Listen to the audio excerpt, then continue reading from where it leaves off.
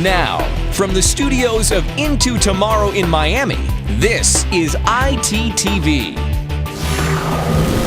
Hello, Into Tomorrow viewers. I'm Dave Graveline. Thanks for joining us for this week's ITTV web show. Did you know that in addition to this weekly report, we also host a 3-hour weekend radio program? Into Tomorrow currently airs on almost 200 AM and FM radio stations all across the United States, on stations in Canada, on the 5 American Armed Forces networks all around the world. We also, of course, stream online at IntoTomorrow.com and a plethora of other sources. And, of course, on our free app 24/7. In case you don't hear Into Tomorrow on your favorite local talk station, we hope you'll reach out to them and put in a good word for us. Thanks for tuning Into Tomorrow. Time now to climb aboard the Tech Time Machine. Chris Graveline is here to remind us of the technological achievements of yesterday with This Week in Tech History.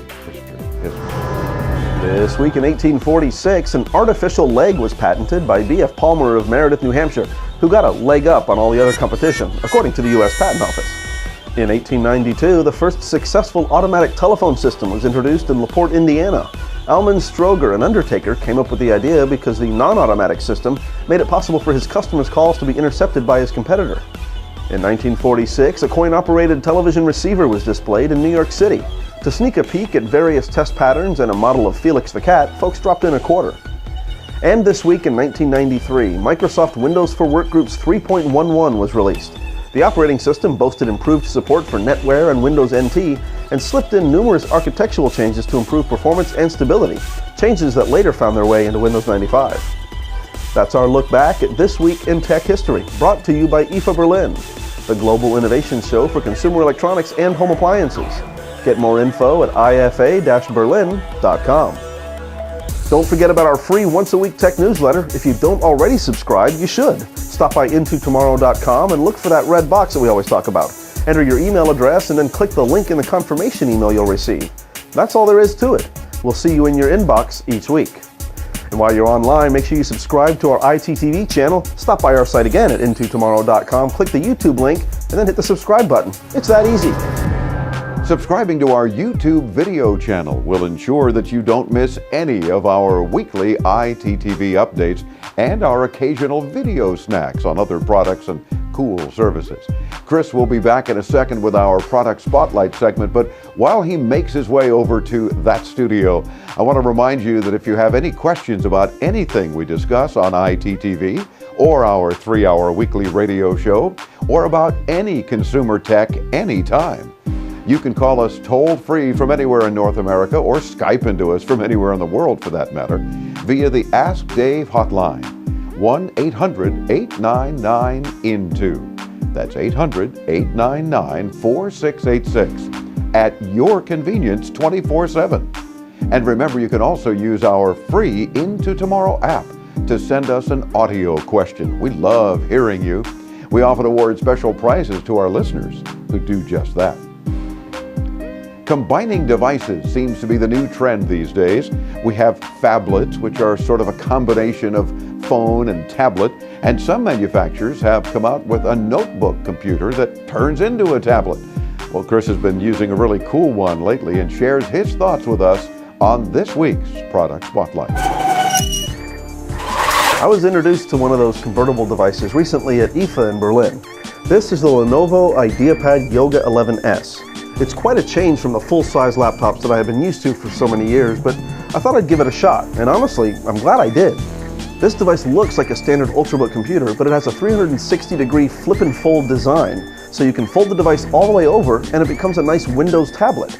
In fact, it has 4 modes you can use it in: standard laptop, tablet, tent, or stand. With all the video editing I do, I was skeptical about using one of these mini laptops, but I gotta tell you, compared to some of the other devices I've used over the past couple of years, this thing screams. It has a solid-state hard drive, which means it boots up in no time. That also makes my video editing faster because it takes the solid-state drive less time to locate my media than a standard hard drive.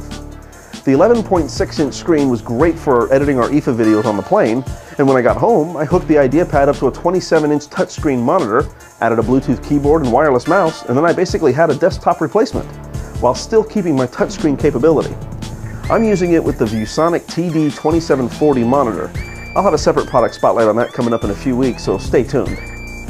I'm still getting the hang of Windows 8, but I have really found that the touchscreen capabilities of this machine really enhance that experience. I found the battery life to be exceptional, especially when I'm not doing my processor-hungry video editing, and I can switch it into the power saver mode. There's no optical drive on this device, which I thought would be a much bigger problem than it has been. Now, if you really do need to install software from a disk, you can purchase an external optical drive very inexpensively. The Lenovo IdeaPad Yoga 11S starts at around $800 and has many other features that I just didn't have time to cover here. But I'm going to continue to use it, so stay tuned to our radio show each week, and I'm sure we'll talk about it a lot more there. If you have any questions about this device or anything else that we cover on the show, comment below or call us anytime on the Ask Dave hotline, 1-800-899-4686. Thanks, Chris. Don't forget to get social with us anytime. Stop by our Facebook page, fb.com/intotomorrow, and hit that like button. We love it when you like us. Then head on over to our official Twitter feed, @IT Radio Show. Of course, you can catch us anytime at our website, intotomorrow.com, and on our free app, of course. Thank you for joining us again this week. I'm Dave Graveline. On behalf of Into Tomorrow and our entire team, have a great week, and we'll see you again soon, right here and on the radio.